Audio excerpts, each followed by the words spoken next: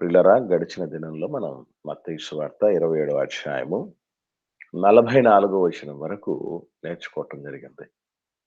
అందులో యేసుక్రీస్తు ప్రభువుల వారికి సంబంధించి ఆయన శిలువ చుట్టూ ఆయనను మరింత బాధపరచటానికి, మరో విధంగా చెప్పాలంటే సాతాను పన్నిన ఉచ్చులు ఏ విధంగా చేతనైనా యేసు ప్రభుల వారి యొక్క వ్రతాన్ని భంగం చేయాలి, ఆయన దేవుని సంకల్పానుసారంగా లోక కళ్యాణం కోసం జరిగించే ఆ శిలువ యాగం భగ్నమైపోవాలి అన్నటువంటి ఉద్దేశంతో ఎన్ని ప్రయత్నాలు చేయాలో అన్ని ప్రయత్నాలు చేస్తూ ఉన్నాడు. సాధారణ ప్రజలు, తెలియని వాళ్ళు ఆ విధంగా మాట్లాడితే, తప్పుగా మాట్లాడితే తెలియని వాళ్ళే అనుకోవటానికి, లైట్ తీసుకోవటానికి అవకాశం ఉంటుంది. అయినా కూడా అక్కడితో ఆగలేదు. కొన్ని సందర్భాల్లో తెలియనోళ్ళు మాట్లాడినా కూడా మనకు కోపం వస్తుంది. ఏం తెలుసని మాట్లాడుతున్నావురా నువ్వు నా కోసం అని అంటూ ఉంటాం. అలాగే తెలియని వాళ్ళతో కొన్ని అవమానకరమైన మాటలు, తెలిసిన వాళ్ళతో అన్నీ తెలిసినటువంటి శాస్త్రులు, పరిచయులు, మత పెద్దలతో కొన్ని దుర్మార్గమైనటువంటి, అవమానకరమైనటువంటి మాటలు. ఆ తదుపరి చుట్టూ కుడివైపున, ఎడవైపున సిలువేయబడినటువంటి ఆహ్, దొంగలతో కొన్ని అపహాస్యపు మాటలు. ఎన్ని ఎన్ని జరిగించాలంటే అన్ని జరిగించడం జరిగింది. సాతానుడు సాధారణమైనటువంటి వ్యక్తి కాదండి. మనం అనుకుంటూ ఉంటాం. దెయ్యం పట్టినటువంటి పరిస్థితులు ఎలా ఉంటాయంటే, వాడు ఎంత చెయ్యాలో అంత చేస్తాడు. 100% పెర్ఫార్మన్స్ ఇస్తాడు వాడు. వాడికున్నటువంటి పవర్ ఏంటంటే, వాడి పెర్ఫార్మన్స్‌లో డిఫరెన్స్ ఉండదు. తేడా ఉండదు. మన మన పెర్ఫార్మన్స్‌లో డిఫరెన్స్ ఉండొచ్చు. మనం ఏదైనా ఎఫర్ట్స్ పెట్టటంలో, ప్రభావవంతంగా పని చేయటంలో మనలో ఏదన్నా తేడాలుండొచ్చు. మనలో ఏదన్నా లోపాలుండొచ్చు గానీ, వాడి దగ్గర ఉండదు అట్లాగా. ఎందుకంటే ఆహ్, వాడు వస్తున్నటువంటి సందర్భంలో కొన్ని సందర్భాలు యేసుప్రభుల వారు ఏమంటాడంటే, "రండి ఇక్కడి నుంచి మనం వెళ్ళిపోదాం. ఈ లోకాధికారి వస్తున్నాడు. వాడితో మనకి ఏం పని లేదు" అంటాడు. అంటే సృష్టికర్తే కొన్ని సందర్భాల్లో వద్దు, ఇక్కడ ఉండకూడదు అని అవాయిడ్ చేయాల్సినటువంటి టైం అది. అంత సులభమైనటువంటి వ్యక్తిత్వం గాదు. ఈ మధ్యకాలంలో కొంతమంది అపవాదిని తుమ్మొస్తే ఎప్పుడన్నా మీరు విన్నారో లేదో మరి, చూసారో లేదో, తుమ్మొస్తే సాతానా పో అన్నటువంటి పరిస్థితులు గూడా ఉన్నాయి మన వాళ్ళ మధ్య. ఇది దెయ్యం పట్టిందని తెలిస్తే బైబిల్‌తో నెత్తి మీద కొడితే దెయ్యం పోద్దని. అసలు ఈరోజు దెయ్యం యొక్క ఛాయలు ఇవి కాదు. వెంట్రుకలు ఇరబోసుకోవటం, ఒంటిని గాయపరుచుకోవటం, ఆహ్, అయన్నీ వేసిన సంఖ్యలను తుత్తునీయలు జేయటం, అప్పుడు ఆనాటి కాలంలో ఉన్న సింప్టమ్స్. ఇప్పుడు దెయ్యం సింప్టమ్స్ అవి కాదు. భక్తి అంటే ఆసక్తి సన్నగిల్లుతుందనుకోండి, అదే దెయ్యం సింప్టమ్. ఏదో అక్కర్లేదు. మీకు తెల్లవారి ఆహ్, అలారము మామూలుగా పెట్టుకుంటాం లెవ్వాలని. కానీ అలారం మోగిన టైంలో గూడా మనకు ఏమవుతుందంటే ఇరిటేషన్ అనిపిస్తది చూసారా? అబ్బా! మళ్ళీ తెల్లారొచ్చిందిరా. ఆ ఇరిటేషనే దెయ్యపు లక్షణం. ఏదో గాదు మర్చిపోకండి. మళ్ళీ ఆదివారం వచ్చిందా? మళ్ళీ తెల్లారైందా? ఆన్‌లైన్ టైమ్ అయిందా? ప్రార్థించే టైం అయిందా? దేవుడికి ఇచ్చే టైం వచ్చేసిందా? అబ్బా! అని చేతులు పట్టుకుంటామే. అట్లాగా అలా ఆ విరక్తే, ఆ అనాసక్తే సాతాను లక్షణం. అది మంచిది కాదు ప్రియులారా. నేనైతే ఎప్పుడెప్పుడు దేవుడి పని చేతికొచ్చే టైమొస్తుందా అని ఎదురు చూస్తూ ఉంటా.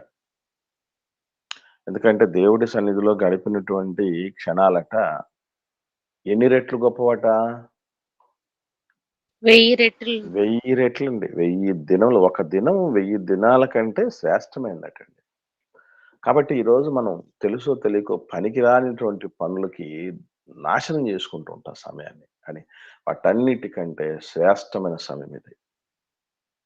కాబట్టి అలా సమయాన్ని సద్వినియోగం చేసుకోకుండా పోయామంటే అది దెయ్యపు ఛాయే మర్చిపోకండి. రైట్. అలాగా అన్ని విధాలుగా దాడి చేస్తూ ఉన్నా గూడా ప్రభువుల వారు చెల్లించలేదండి. మానవుడు నిజంగా తండ్రికి తగినటువంటి కుమారుడు అని అనిపించుకున్నాడు. ఆయనకు తగినటువంటి సహవారసులమని మనం అనిపించుకోవాలి. మన ముందున్న సవాలదే. రైట్. యేసు ప్రభుల వారు శిలువ ప్రక్రియ ముగించిపోయింది. ముగించిపోయినటువంటి టైము దగ్గర పడ్డప్పుడు జరిగినటువంటి సంభవాలను మనం ఇప్పుడు నేర్చుకోబోతున్నాం. మత్తయి సువార్త 27వ అధ్యాయము 45వ వచనం నుండి 50వ వచనం వరకు ఈ 6 వచనాలు మనం ఈరోజు ధ్యానం చేద్దాం. మత్తయి సువార్త 27వ అధ్యాయము 45వ వచనం నుండి 50వ వచనం వరకు. మధ్యాహ్నము మొదలుకొని 3 గంటల వరకు ఆ దేశమందంతటా చీకటి కమ్మెను. ఇంచుమించు 3 గంటలప్పుడు యేసు ఏలీ ఏలీ లామా సబక్తాని అని బిగ్గరగా కేక వేసెను. ఆ మాటకు నా దేవా నా దేవా నన్నెందుకు చెయ్యి విడిచితివని అర్థము. అక్కడ నిలిచి ఉన్న వారిలో కొందరు ఆ మాట విని ఇతడు ఏలియాను పిలుచుచున్నాడు అనిరి. వెంటనే వారిలో ఒకడు పరిగెత్తుకుపోయి స్పంజి తీసుకుని చిరకలో ముంచి రెల్లును తగిలించి ఆయనకు త్రాగనిచ్చెను. తక్కిన వారు ఊరకుండుడి, ఏలియా అతన్ని రక్షింపవచ్చునేమో చూతము అనిది. యేసు మరలా బిగ్గరగా కేక వేసి ప్రాణము విడిచెను. ఇవి ఈ 6 వచనాలు ఈరోజు మనం ధ్యానం చేయబోతాం పిల్లరా. ఇక్కడ 45వ వచనంలో మధ్యాహ్నము మొదలుకొని, అసలు మధ్యాహ్నం ఎప్పుడు మొదలవుతుంది? 1 గంటకి. 1 గంట కాదమ్మా. 12 గంటలకి మధ్యాహ్నం మొదలవుతుంది. 12 అనగానే పిఎం 11:59 వరకు ఏఎం ఏఎం ఏఎం అంటూ ఉంటారు. యాంటీ మెరిడియం అని అర్థం. ఈ యాంటీ మెరిడియం ఏఎం అన్నటువంటిది 12కు రాగానే ఏమవుతుందంటే పిఎంగా మారిపోతుంది. అంటే మధ్యాహ్నం ఎప్పుడు ప్రారంభం అవుతుందంటే 12 గంటలకు. పగలు 12 గంటలకు మధ్యాహ్నం మొదలవుతుంది. అంటే 12:00 నుంచి 3:00 వరకు. అంటే ఎన్ని గంటలండి? 3 గంటలు. గంటలు ఏమైందంటే దేశమంతటా, అంటే ఇజ్రాయెల్ దేశము అంతటిలోనూ చీకటి కమ్మింది. యేసు ప్రభుల వారిని సిలువ వేసిన సమయం ఉదయం 9 గంటలు. ఆయన చనిపోయేటటువంటి సమయం మధ్యాహ్నం 3 గంటలు. 6 గంటల సేపు నరకయాతన అనుభవించాడండి. 6 రోజుల దైవ సృష్టిలో మానవుడి ద్వారా కలిగినటువంటి ఏదైతే ఈ దుర్మార్గము ఉందో, పాపము పెచ్చిమీరిపోయిందో, తరతరాలుగా సవాలుగా మిగిలిపోయిందో, దాని నుంచి బయటపడడం, పాపం నుంచి బయటపడడం. అదంతా ఒక 6 గంటల నరకయాతనకు దారితీసింది యేసు ప్రభుల వారికి. సిలువేసిన 9 గంటలు, ఉదయం 9 గంటల నుంచి మధ్యాహ్నం 3 గంటల వరకు ఆయన అక్కడ విలవిల్లాడిపోయాడండి. మన కోసం మరొకండి. సో ఆ టైంలో చీకటి కలిగింది. ఎందుకు? దాన్ని మనం ఎలా అర్థం చేసుకోవచ్చండి? ఎందుకొరకు కలిగి ఉంటుంది? ఊరికే కలిగి ఉంటుందా? అసలు వాస్తవంగా చెప్పాలంటే పగలు చీకటి కలగటం అనేది ఏమన్నా కొత్త అండి ప్రపంచానికి? పగలు చీకటి కలగటం ఏమన్నా కొత్త ప్రపంచానికి? ఎప్పుడు కలగలేదా? కొత్త ఏం కాదన్న, గ్రహణాలు వచ్చినప్పుడు కలుస్తాయి. సోలార్ ఎక్లిప్స్ ఉంది, లూనార్ ఎక్లిప్స్ ఉంది. అంటే సూర్యగ్రహణాన్ని సోలార్ ఎక్లిప్స్ అంటారు. చంద్రగ్రహణాన్ని లూనార్ ఎక్లిప్స్ అని అంటారు. గ్రహణాల సమయంలో మనకు తెలియదేం కాదు. రాత్రులలో చంద్రగ్రహణం వచ్చినప్పుడు చిమ్మ చీకటిగా ఉండటం, పగలు సూర్యగ్రహణం కలిగినప్పుడు చీకటిగా ఉండటం అనేది కొత్త ఏం కాదు. కానీ ఎస్పెషల్లీ ఈ ఇజ్రాయెల్ దేశంలో ఆ టైం ఏ టైమో తెలుసండి? పస్కా సమయం గదండీ! పస్కా పండుగ సమయం గదా! పస్కా పండుగలట నిండు పున్నమి సమయాల్లో వస్తాయట. పస్కా పండుగ పున్నమి సమయంలో వస్తుందట యూదుల చరిత్ర ప్రకారం. పున్నమి అంటే తెలుసు కదా మీకు? తెలుసుకుందాం. నిండు చంద్రుడు ఉంటాడు. నిండు పున్నమి అని అంటారు కదా! నిండు పున్నమి అలాగా పున్నమి ఉన్నటువంటి దినాల్లో అస్సలు సూర్యగ్రహణం రావటానికి అవకాశమే ఉండదటండి. చాలా దూరం ఉంటదట. చంద్రుడికి, సూర్యుడికి మధ్య దూరం అప్పుడు. అంటే సూర్యగ్రహణం అస్సలు కలగనటువంటి పరిస్థితులు సాధారణంగా ఆలోచన చేస్తే. అటువంటి పరిస్థితుల్లో కూడా దేశమంతా గ్రహణం వచ్చిందనంటే ఏదో తేడా, ఏదో డిఫరెన్స్. ఇప్పుడు మీకెప్పుడైనా కొన్ని కార్యాలు, కొన్ని ఘటనలు జరిగినప్పుడు మనం 10 మందికి తెలియటానికి కొన్ని పద్ధతులు ఫాలో అవుతాం. మీకెప్పుడైనా వివాహం సమయంలో బాజా భజంత్రీలు అనేటటువంటి అంటే మన క్రిస్టియానిటీలోకి మనం తెచ్చేసుకున్నాం. తెచ్చుకోకపోయినా, వాయించినా, వాయించకపోయినా పెద్ద ఇబ్బందేం గాదు. దేవుడు ఒకవేళ ఏదో ఈ బాజా భజంత్రీలు పెళ్లి మేళం అంటారే, అది వాయించావు గనక నేను నిన్ను నరకంలో ఏసేస్తానండి దేవుడు అండు గాని, వాయించకపోయినా మనకేం పెద్ద ఇబ్బందేం గాదు గాని, కానీ అది ఎందుకు ఏర్పాటు జేస్తారు? ఏమైనా ఐడియా ఉందా ఎవరికైనా? పెళ్లిలో అందరికీ తెలియాలి. ఓకే. ఇంకా చెప్పమ్మా. చెప్పండక్క. సర్లేండి. మీకు గుర్తుందా? మీకు కొంతమంది ఇక్కడ ఉన్నటువంటి వాళ్ళు వివాహమైనటువంటి వాళ్ళకి పెళ్లి టైంలో బాజాలు మోగించారా లేదా అమ్మా? బ్రదర్స్, సిస్టర్స్ చెప్పండి ఒకసారి. మోగించినోళ్ళు.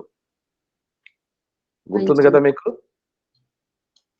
ఎందుకు మోగించారో అనంటే అందరికీ తెలియటానికి. ఏమండి అందరూ అక్కడే ఉన్నారు కదా! అందరూ అక్కడే ఉన్నారా లేదా? పెళ్లి జరుగుతున్నటువంటి ఊర్లో వాళ్ళు ఉంటారు కదా. వెరీ గుడ్ అమ్మా. అంటే అసలు ఈ పెళ్లి అనగానే ఏముంటుంది చెప్పండి? హడావిడి, సందడి. పెళ్లి హడావిడి, పెళ్లి సందడి అంటారే. ఈ సందడిలో చిత్రమైన విషయం చెప్పమంటారా? వచ్చినటువంటి ఉద్దేశమే మర్చిపోయి రకరకాల పనులలో ఉంటారు. ఎవరి డిస్కషన్‌లో వాళ్ళు ఉండేవాళ్ళు ఉంటారు. ఒకరి కన్నులు డెకరేషన్ మీద పడతాయి. ఒకరి కన్నులు వెన్యూ మీద పడతాయి. ఒకరి కన్నులు అరేంజ్‌మెంట్స్ మీద పడతాయి. ఒకరి కన్నులు తిండి మీద పడుతుంది. రకరకాలైనటువంటి పరిస్థితుల మీద డైవర్ట్ అయిపోయి ఉంటారండి వివాహ సమయంలో. కాబట్టి అందరిని అక్కడికి దృష్టి సారింప చేయాలి జరిగే తంతు మీదికి. అసలు మీరొచ్చింది దీనికోసం గదా! కళ్యాణం ఏం ఎందుకు పెళ్ళికెందుకు పోతామండి? పెళ్లి చూడ్డానికట కదా! ఓల్డెన్ డేస్‌లో పాటుండేది. మన హైందవ సోదరులకు సంబంధించినటువంటి దేవుళ్ళుగా భావించబడదు. కళ్యాణం చూద్దాం రారండి అని. అంటే చూద్దాం రండి చూడాలి కదా! పెళ్లి చూడాలి గదా! పెళ్లి చూడ్డానికి వచ్చాం గదా! పెళ్లి కొడుకు మనవడైతే పెళ్లి కూతురుని చూడాలని ఆశ.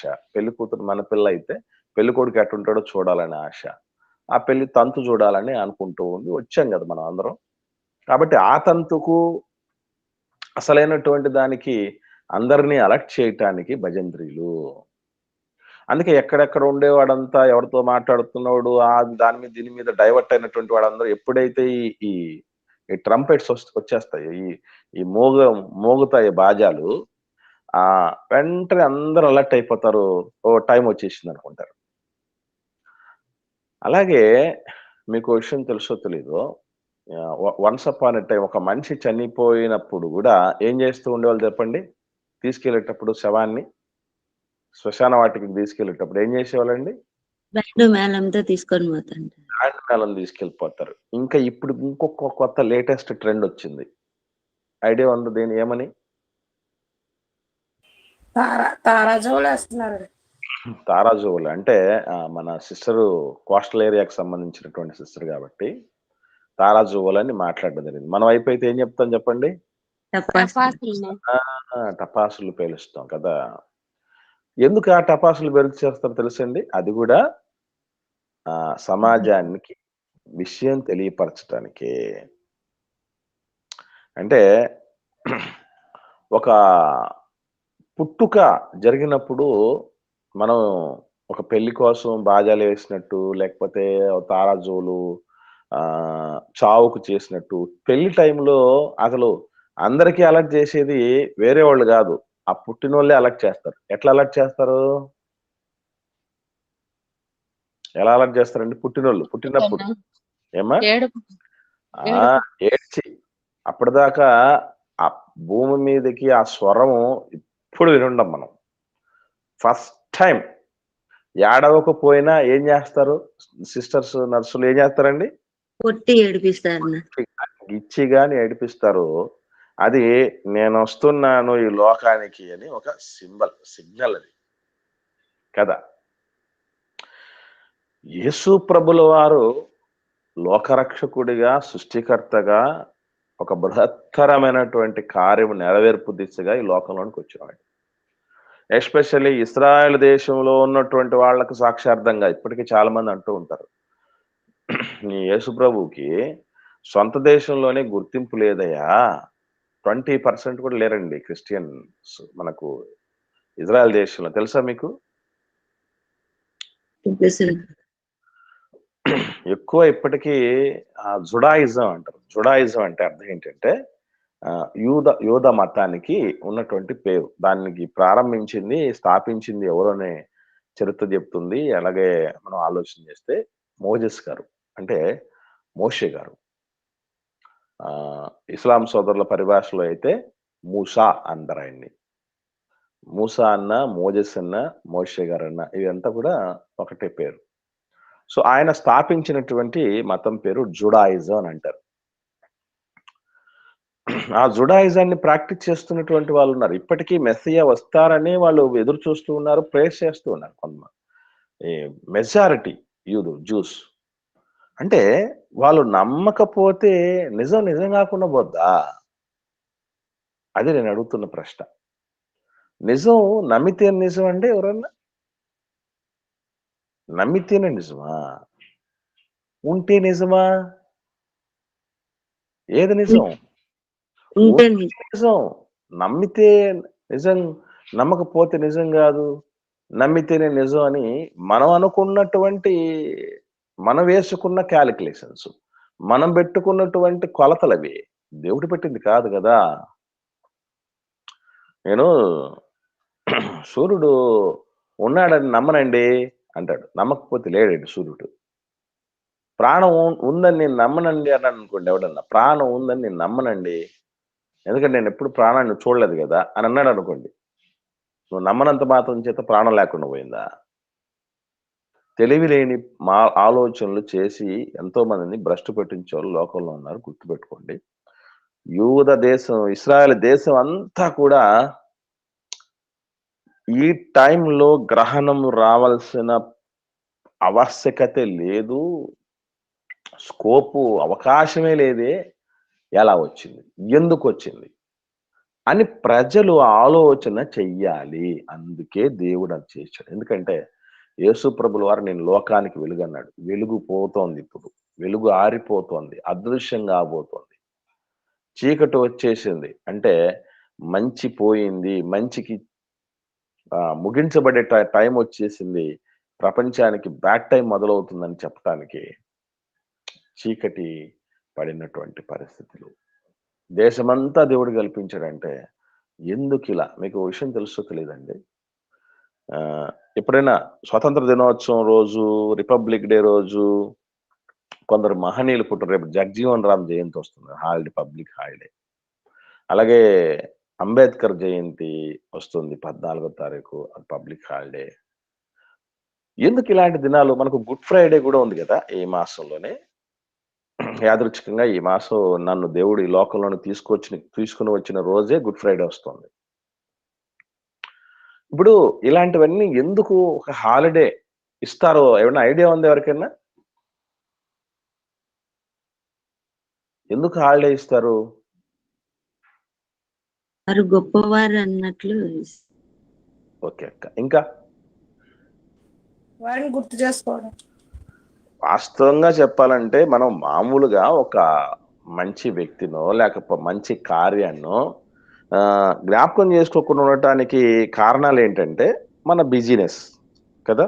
మన పనులు మనకు ఉంటాయి, మన టార్గెట్స్ మనకు ఉంటాయి, మన ఇరుకులు ఉంటాయి, మన ఇబ్బందులు ఉంటాయి. ఈ టైంలో మనకు మనసు ఉన్నా కూడా ఏది మంచి వాళ్ళం అయినప్పటికీ కూడా టైం లేకపోవటాన్ని బట్టి కొన్ని మనస్కరించవు, కొన్ని ఆదర్శాలు పట్టించుకోము. కొందరు మన జీవితాల్లో ఎంత మేలు చేశారో వాళ్ళని స్ఫూర్తిగా తీసుకొని వాళ్ళ ఆదర్శాలు మన నుంచి వాళ్ళు ఏమైనా కోరుకున్నారన్నటువంటి విషయాలకు టైం అనేది దొరకని పరిస్థితి.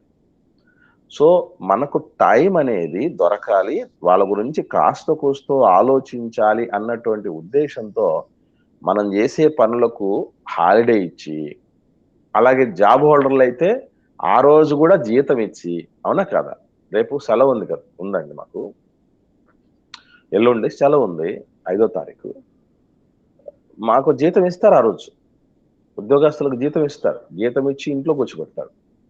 ఎందుకంటే అసలు జగజీవన్ రావు గారు ఎవరు, ఏం చేశారు, దేశానికి చేసింది ఏంటి, ఇది దేశవ్యాప్తంగా హాలిడే ఇచ్చేంత గొప్ప కార్యం ఆయన ఏం చేశాడు, దీని కొరకు నేనేం చేయాలి, ఇవన్నీ ఇప్పుడు నా పనిలో నేను ఉంటే నా డ్యూటీ నేను చేసుకుంటూ పోతే నాకు ఆలోచన చేయటానికి ఉండదు. అందుకొరకు సమయం కేటాయిస్తారన్న ఉద్దేశంతో హాలిడే ఇస్తారు. ఇదన్నీ దేనికోసం అంటే ఒక మంచి ఉద్దేశం కోసం. ఒక 3 గంటల సేపు లోకమంతా దేశమంతా చీకటి కమ్మితే ఏమన్నా పనులు చేయగలరు వాళ్ళు? ఏ పనులు చేయలేరు. సాధారణంగా చేసుకునే పనులన్నీ కూడా ఏం చేస్తారంటే బంద్ చేస్తారు, ఆపేసుకుంటారు. ఆపేసుకున్న తర్వాత ఆలోచిస్తారు, అవునా కాదా?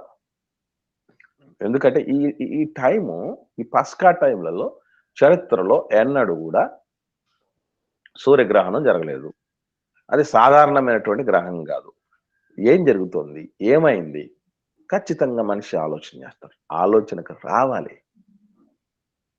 ఎందుకంటే ఈ ప్రపంచమే ఒక ఐడియాలో నుంచి పుట్టింది అని అంటారు కదా. దేవుడి ఐడియా ఈ ప్రపంచం, అవునా కదా?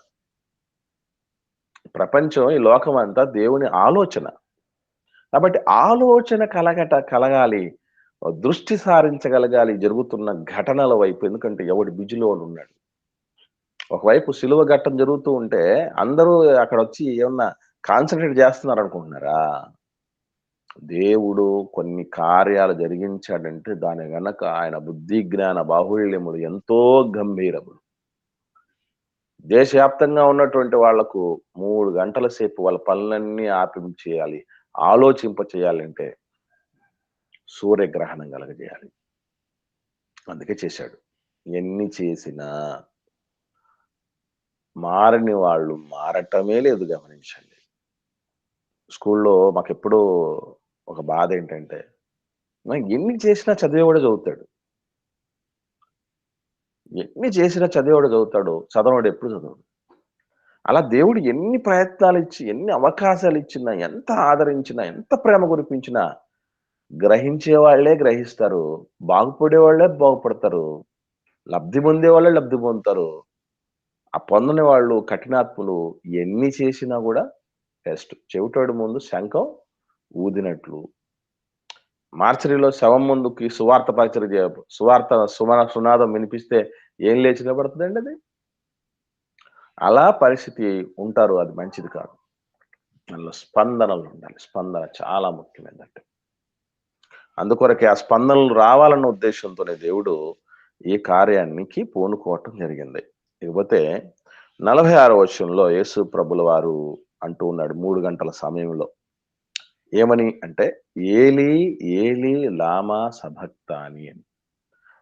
ఇదిలాగే ఉంచితే ఇదే మాట మార్కు సువార్తలో మరో విధంగా ఉంది. చూద్దాం.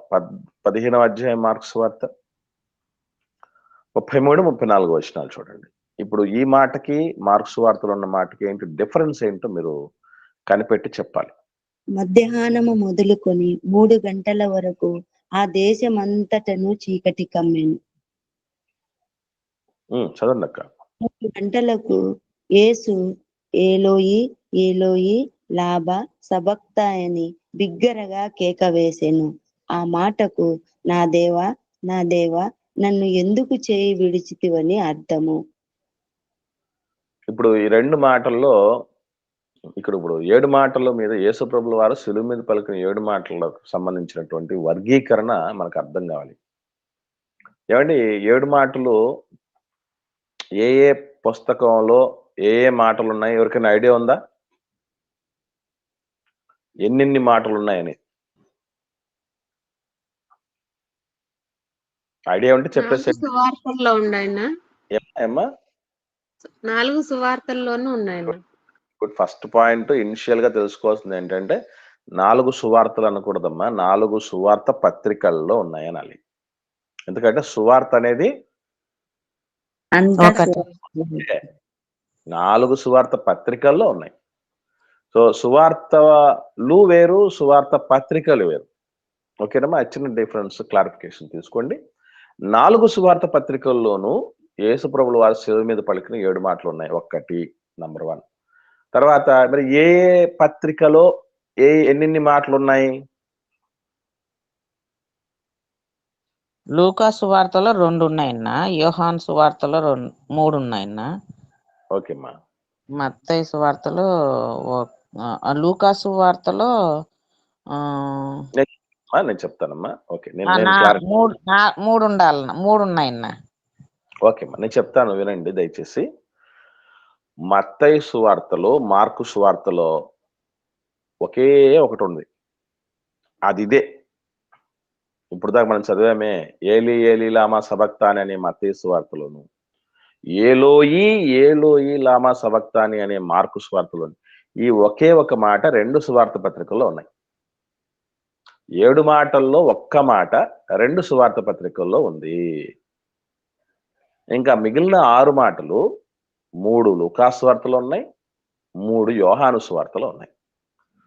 లూకా సువార్తలో ఉన్నటువంటి 3 మాటలు ఏంటి అని అంటే, తండ్రి వీరేం చేస్తున్నారు వీరికి తెలియదు కనుక వీరిని క్షమించు అనేటువంటి మాట ఒకటైతే, రెండవది నేడు నీవు నాతో కూడా పరదేశులో ఉందువు అనేటువంటి మాట, మూడవది తండ్రి నా ఆత్మను నీకు అప్పగించుకొనుచున్నాననే మాట. ఈ 3 మాటలు లూకా సువార్తలో ఉన్నాయి.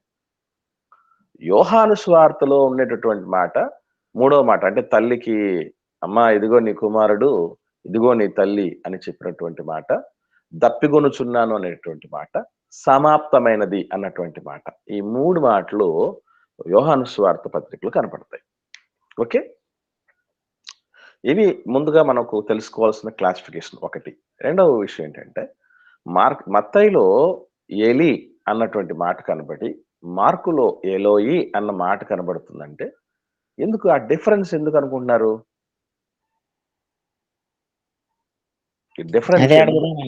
అదే అడుగుదామని. అలాగే మీరు మామూలుగా అడగకపోయినా కూడా నేనే ప్రశ్నను వేయటం అనేది చేస్తూ ఉన్నాం కదా, అటు దేన్ని మనం వదిలిపెట్టకూడదు. వాస్తవంగా హెబ్రీలకు అంటే యూదులకి వాళ్ళు బహుభాషలు తెలిసినటువంటి వ్యక్తులు. వాళ్ళల్లో మనకు చిత్రమైన విషయం ఇక్కడ తెలుసుకోవాల్సిన విషయం ఏంటంటే, 2 పదాలకు అర్థం ఒకటేనంట మళ్ళీ. అవునా కాదా? ఏమండి?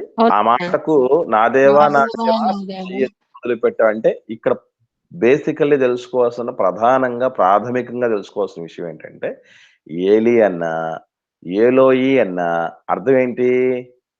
నా దేవా నా దేవా అనే అర్థం.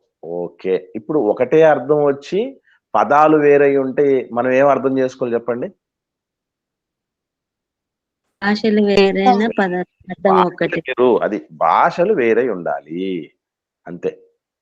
భాషలు వేరైతే ఆ పదాలు వేరైపోతాయి, కానీ అర్థం ఒకటే. ఇప్పుడు మనకు అర్థం కావటానికి ఇక్కడ గమనించగలిగితే, ఈ ఏలి అనేటటువంటి పదం అంట హీబ్రూ పదం అంట. ఏలోయి అన్నటువంటి పదం అరమేయిక్ పదం. అంటే ఈ అరమేక్ పదం అని అంటే యూదులు స్థానికంగా మాట్లాడుతున్నటువంటి భాష అంటండి అరమేక్ భాష. ఈ హెబ్రీ భాష అంటే మనకు తెలుసు. హెబ్రీయుల యొక్క జాతి వాస్తవంగా చెప్పాలంటే భాష మీదే జాతికి పేరు. తెలుసా మీకు? భాషకున్న గొప్పతనం ఏంటంటేనండి జా భాష మీదే జాతికి పేరొచ్చింది. ఇప్పుడు మన మన మన జాతి పేరేంటి తెలుసా మీకు? తెలుగు జాతిన వెరీ గుడ్ అమ్మా. తెలుగు జాతి మంది. మీకు తెలుగును ఆంధ్రము అంటారు. తెలుగుని ఆంధ్రము అని అంటారు. ఎందుకొచ్చింది అనుకుంటున్నారు? ఆంధ్రప్రదేశ్‌ని బట్టి గాదు భాషకి పేరొచ్చింది. భాషను బట్టి మన రాష్ట్రానికి పేరొచ్చింది. ఆంధ్రప్రదేశ్ అని ఎందుకొచ్చిందంటే ఆంధ్రము మాట్లాడతాము గనక. అర్థమవుతుందండి? కాబట్టి అలాగే తమిళనాడు దేని మీదది? తమిళం తమిళ మాట్లాడతారు కాబట్టి. బేస్ చేసుకొని ఏర్పాటైన రాష్ట్రం అది. అట్లా. ఇలా ఎన్నో భాషను బేస్ చేసుకొని హెబ్రీలు అంటే అర్థం ఏంటంటే హెబ్రీ భాష మాట్లాడేవాళ్ళు. భాషను బట్టి జాతొచ్చింది.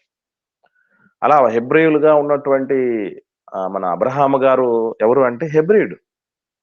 వాళ్ళ మూల పురుషులు హెబ్రీలు. అంటే హెబ్రీ భాష అనేది వాళ్ళకు తెలుసు. అలాగే వాళ్ళు స్థానికంగా మాట్లాడుతున్న అరమేక్ భాష తెలుసు. దాంతో పాటు ఇంకొక భాష కూడా వాళ్ళకి తెలుసు. ఎందుకంటే అక్కడ ఏ ప్రభుత్వం కింద ఉన్నారు? రోమా ప్రభుత్వం కింద ఉన్నారు కనుక రోమా భాష ఏమని చెప్పాను మీకు గుర్తుందా? లాటిన్. లాటిన్ భాష. సో వాళ్ళకి లాటిన్ భాష వచ్చు, అరమేక్ భాష వచ్చు, హిబ్రూ భాష వచ్చు. మనల్ని ఎవరైతే పరిపాలిస్తున్నారో వాళ్ళ భాష సర్వసాధారణంగా మనకు వచ్చేస్తుంది. మనం ఆంగ్లం ఎందుకు వచ్చింది? ఇంగ్లీషు వద్దన్నా కొంతమంది పల్లెటూరులో ఉన్న వాళ్ళు చదువు అక్షరముక్క రానోళ్ళు కూడా ఇంగ్లీష్ పదాలు మాట్లాడకుండా తెలుగు మాట్లాడలేరు. తెలుసా మీకు? ప్యూర్ తెలుగు ఎవరు మాట్లాడతారండి? మీకు తెలుసా? మీరు మాట్లాడగలరా? మొబైల్ ఫోన్ పేరు తెలుగు పేరు ఏంటో తెలుసా అండి? చరవాణి అని పేరండి.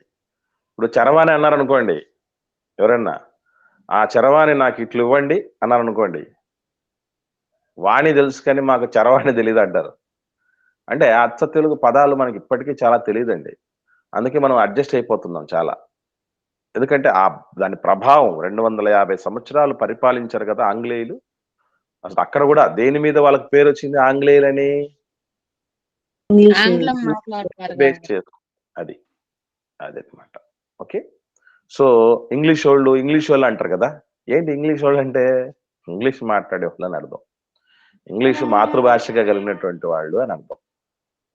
కాబట్టి ఈ ఏలి అన్నటువంటి పదం హిబ్రూ భాషకును, ఏలోయే అన్నటువంటి పదం అరమైక్ భాషకును సంబంధించినటువంటిది. కానీ అర్థం మాత్రం ఒకటే అదనమాట. ఓకే. అందుకు ఆ డిఫరెన్స్ వచ్చింది. లేకపోతే ఇది ఒక మనం తెలుసుకున్నటువంటి విషయం. లేకపోతే ఎందుకు వదిలేశాడు తండ్రి? నా చెయ్యి ఎందుకు చాలా మంది అనుకుంటూ ఉంటారు ఏమనంటే యేసు ప్రభుల వారికి తెలియకనే అడిగాడు అనుకుంటున్నారు ఈ మాట. ఎందుకు వదిలేశాడు యేసు ప్రభు వారికి తెలీదా? తెలుసు సార్. తండ్రి ఎందుకు వదిలేశాడో తెలిసినా కూడా మరి ఎందుకు అనాల్సి వచ్చిందన్నమాట?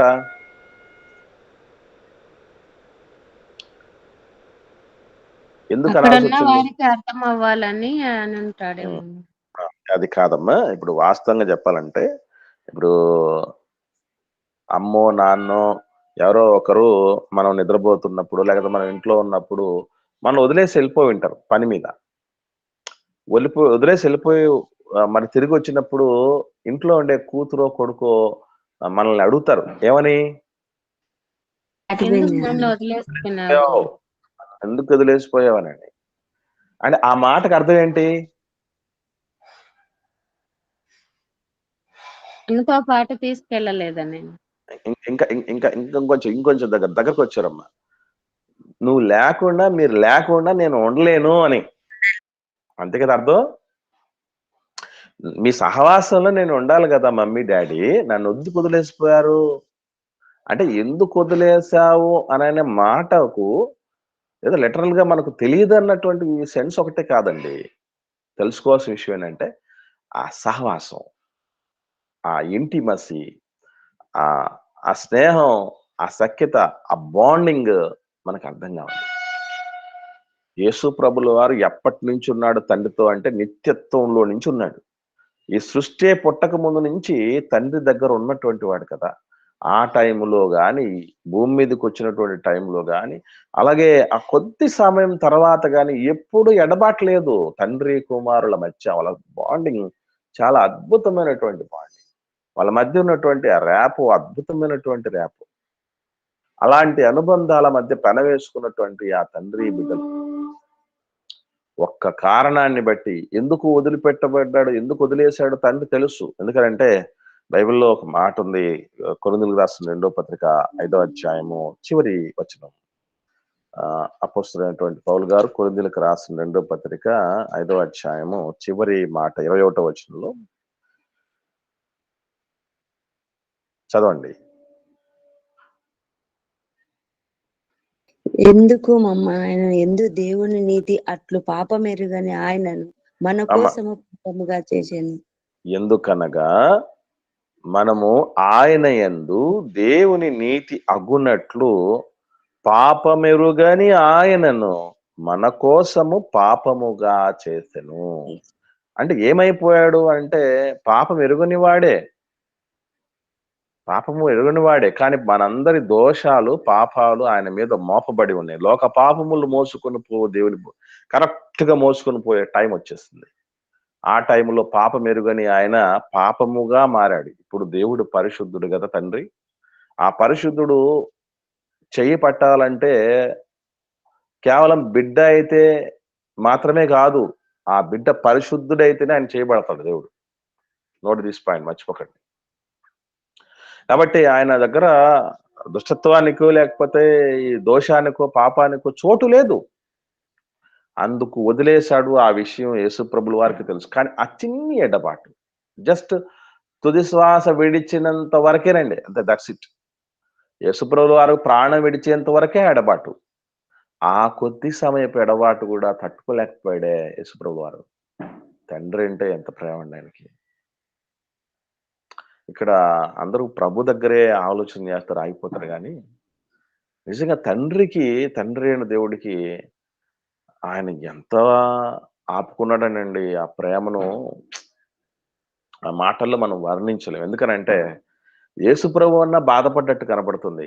తండ్రి అలాగని బాధపడలేదా అంటే దాచుకుంటారండి. మీకు విషయం తెలుసో తెలియదు, ఎన్నున్న పిల్లల దగ్గర అమ్మ నాన్నలు చాలా దాచేస్తారండి. నేను అడుగుతున్నాను, ఏం దాస్తారు తెలుసండి? ఏం దాస్తారు తెలుసా తల్లిదండ్రులు పిల్లల ముందు? వాళ్ళు పడే బాధలు దాస్తారు, వాళ్ళ కష్టాలు దాచేస్తారు, వాళ్ళ కన్నీళ్లు దాచేస్తారు, వాళ్ళ వ్యధలు దాచేస్తారు, వాళ్ళ బాధలు దాచేస్తారు. ఆ నవ్వుతూ కనబడతారు పిల్లలకి. ఎందుకంటే వాళ్ళకు తెలిస్తే వాళ్ళెక్కడ బాధపడతారో అన్నటువంటి ఉద్దేశంతో వాళ్ళకి ఎందుకులే, పిల్లలకి ఎందుకు చెప్పాలన్నటువంటి ఆలోచన చేస్తుంటారు. అలాగని యేసుప్రభు వారికి తెలుసు తండ్రి మౌనంగా ఎందుకున్నాడు అని అంటే ఇది ఇది బృహత్తరమైన ప్రణాళిక. మానవ జాతి ప్రారంభమైన నాట నుండి ఈ క్షణం కోసం దేవుడు ఎదురు చూస్తున్నాడని తెలుసు. కళ్ళ ముందు కుమారుడు ఆ విలవిలలాడుతున్నటువంటి ఆ పరిస్థితిని చూసి కూడా తండ్రి అలాగే ఉండిపోయాడండి. ఒకసారి దేవుడి కోపం వచ్చిన ఈ దుర్మార్గులు చేస్తున్నటువంటి చేష్టల పట్ల వాళ్ళేమైపోయాళ్ళు, మనమేమైపోయేవాళ్ళం. నిజంగా వాళ్ళక్కడ ఆపుకున్నారండి ఉద్వేగాలు. అలా ఆపుకొని బ్యాలెన్స్డ్ గా ఉన్నారు కాబట్టి అటు తండ్రి గాని ఇటు కుమారుడు గాని మనం సేఫ్ అయిపోయాం. లేకపోతే మన పరిస్థితి మరోలా ఉండేది బిడ్డ. తెలుసు ఆ ఎడబాటును తట్టుకోలేకపోతున్నాడు. నేను అడుగుతున్నాను, దేవుడే వదిలేసేంత వరకు మనం దేవుడు చేపట్టుకొని బతుకుతామా, నడుస్తామా జీవితాంతం? ఈరోజు ఈ మాట ద్వారా దేవుడు మనల్ని అడుగుతున్న సూటి ప్రశ్న అండి ఇది. దేవుడే వదిలేసేంత వరకు మనం ఆయన చేయి పట్టుకొని ఉంటామా? మనం ఎన్నోసార్లు వదిలేసాం. దేవా నన్ను ఎందుకు వదిలిపెట్టావని కాదు మనం అనేది, అదే ప్రభును ధరించుకున్నామని చెప్పుకున్నాడు. ఎన్నోసార్లు వదిలేసాం. చిత్రమైన విషయం ఏంటంటే మనిషి బాగోకపోయినా దేవుణ్ణి వదిలేసిన వాళ్ళు ఉన్నారు. అవునా కాదా మీరు చెప్పండి? మనిషి మనిషి పర్ఫెక్ట్ గా లేకపోతే మనిషిని బట్టి దేవుణ్ణి దూరం పెట్టేవాళ్ళ. ఏంటి నీ తండ్రి బిడ్డల సంబంధం లేదా మనకి? ఎవరి మీద ఉన్న కోపం ఎప్పుడైనా మీ నాన్న మీద మీ అమ్మ మీద చూపించారా మీరు? వాళ్ళు ఎవరో చేసినటువంటి తప్పిదానికి ప్రార్థన మానేసుకుంటావా? భక్తి మానేసుకుంటామా? దేవుడి మీద ఉన్న ప్రేమను మనం, దేవుడి మీద ఉన్నటువంటి ఆరాధన భావాన్ని, ఆయన మీద ఉన్నటువంటి ఆ గౌరవాన్ని తగ్గించుకుంటావా? ఏంటిది? Non sense. తప్పు చేస్తున్నాం మనం. తండ్రితో ఉన్న బంధాన్ని మనమే పోగొట్టుకుంటున్నాం. ఎన్నిసార్లు మనం వదిలేసాం. దేవుడైతే పట్టుకునే ఉన్నాడండి.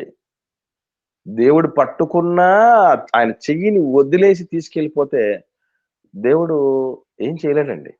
ఎందుకంటే ఇష్టపడి చెయ్యి పట్టుకో. అప్పుడు మరి అప్పుడన్నా గమనించండి, మనం పిల్లలు చేయబట్టుకుంటావా? పిల్లలు మంచి చేయబట్టుకుంటారా? ఏది కరెక్ట్, ఏది బాగుంటుంది చెప్పండి? పెద్దవాళ్ళే పిల్లలు చేపట్టుకుంటే సేఫ్ గా ఉంటారు. అది వెరీ గుడ్. కాబట్టి ఇప్పుడు నా దేవా నా చెయ్యి ఎందుకు విడిచివు అంటే యేసుప్రభు చెయ్యి ఎవరు పట్టుకున్నారు? తండ్రి పట్టుకున్నాడు. తండ్రి పట్టుకుని ఉన్నాడు. మనం కూడా బయటకు తీసుకెళ్ళేటువంటి బిడ్డల్ని మనం పట్టుకుంటాం బిడ్డల చెయ్యి. కానీ మనమే పట్టుకున్న మన పిల్లలు వదిలించుకొని వెళ్ళిపోవాలని చూశారనుకోండి, మనము ఒక విషయం గుర్తుపెట్టుకోండి, మనకు శక్తి చాలకు కాదు వదిలేసేది. బాధ ఎప్పుడు కలుగుతుంది చెప్పండి? ఎందుకు కలుగుతుంది? కొంతమంది తీసేసుకోవాలని చూస్తూ ఉంటారు, మనమే వదిలేస్తాం. చెప్పిన మాట వినప్పుడు ఆ బాధ ఏంటి? నిన్ను తీసుకెళ్ళడానికి ఉన్నత శిఖరానికి అప్పుడప్పుడు చెప్తూ ఉంటారు. అమ్మ చంకలో బేసికలీ ఎక్కడ ఎత్తుకుంటారండి అమ్మ అయితే బిడ్డని? చంకలో వేసుకుంటారు. అయితే మోస్ట్లీ ఎక్కడ ఎత్తుకోవడానికి అవకాశం ఉంటుంది? ఎవరికైనా ఐడియా ఉందా? ఎద్ద మీద పెట్టుకుంటాడు. ఎద మీద ఎత్తుకుంటాడు, ఇంకా భుజాల మీద ఎత్తుకుంటాడు.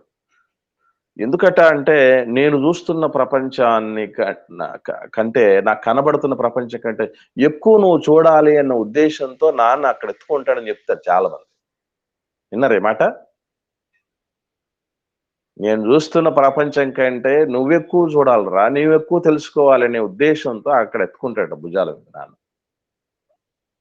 అలా ఎంతో బిడ్డల యొక్క అభ్యున్నతి కోసం నిర్ద్వందంగా, పారదర్శకంగా, స్వచ్ఛంగా కోరుకునే వాళ్ళు మన అమ్మ నాన్న. ఎవరైనా ఏమని కోరుకుంటారంటే, ఇప్పుడు దేవుడేదేదో మాట్లాడుతున్నట్టు అనిపించింది అబ్రహాం గారికి. మన ఆత్మీయ తండ్రికి ఉన్నాడు కదా, విశ్వాసులకు తండ్రి అబ్రహాం గారు. ఎన్నెన్నో మాట్లాడుతున్నట్టు అనిపించింది దేవుడు. కానీ ఆఖరి ఒక మాట అడిగాడు.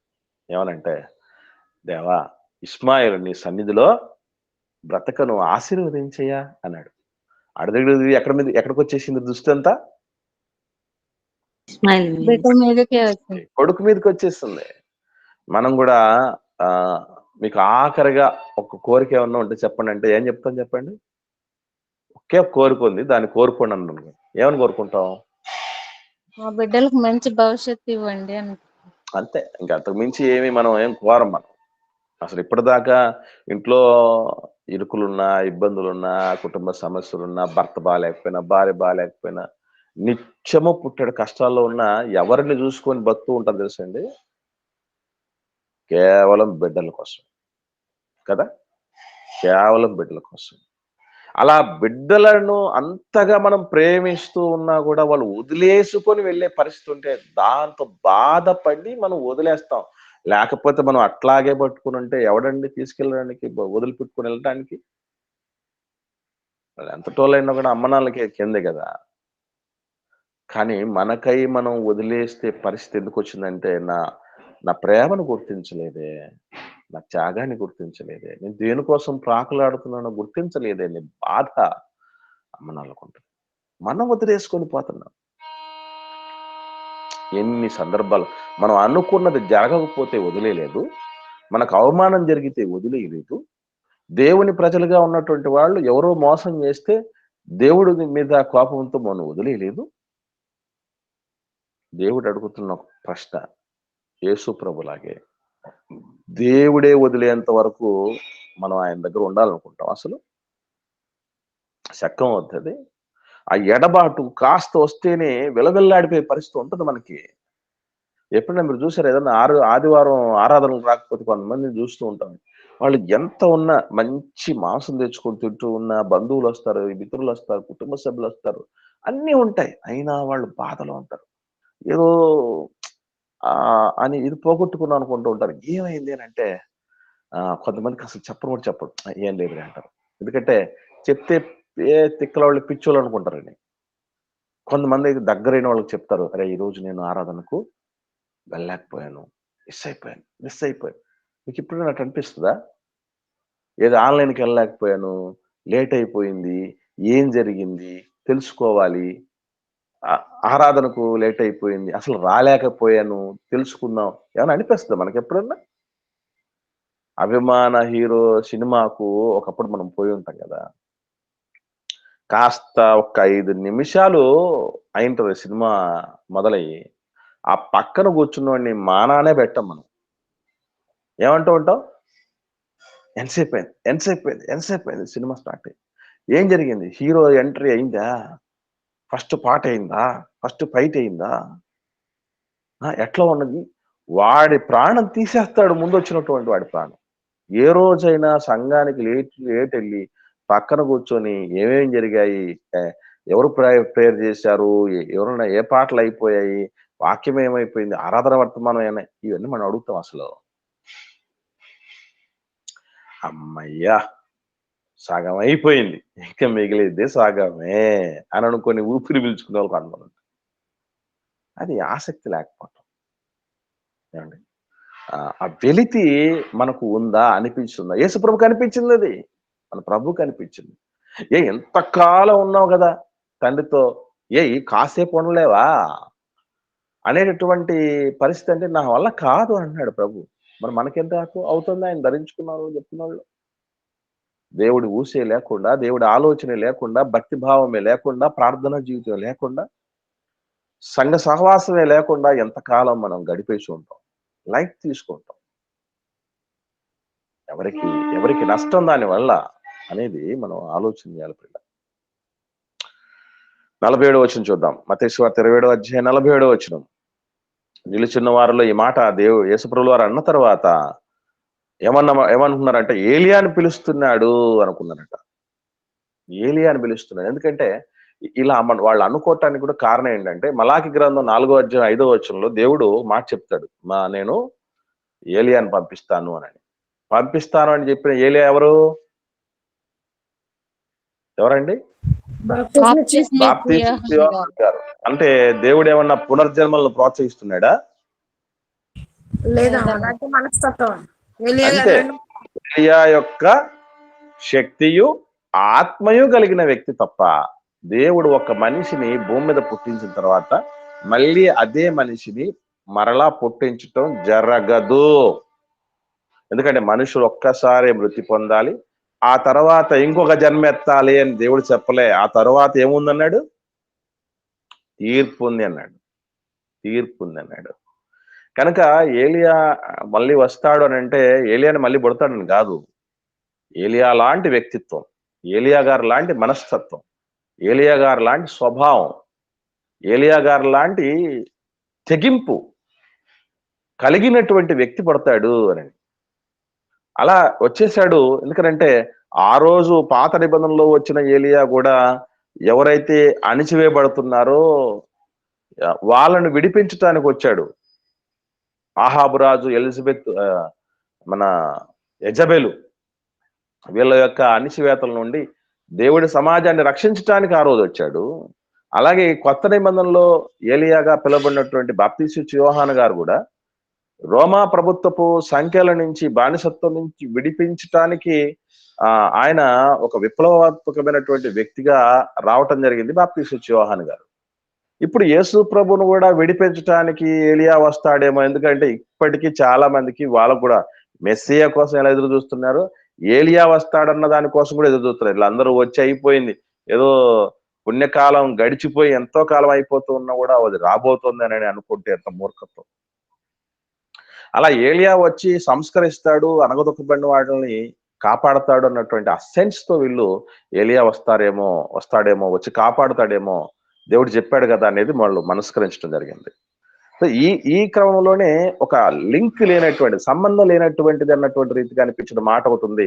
వెంటనే ఒక వ్యక్తి వచ్చి ఆ చిరక తీసుకెళ్లి ఆ యేసుప్రభుల వారికి అందజేస్తారు. ఇలా ఎందుకు అనంటే ఈ మధ్యలో ఒకటి జరిగి ఉండడానికి అవకాశం ఉంది. ఏమిటది అంటే మనకు యోహాను సువార్తలో ఒక మాట ఉంది కదా, 19వ అధ్యాయము 30వ వచనంలో 28 చూడండి. యోహాను సువార్త 19వ అధ్యాయము 28వ వచనం.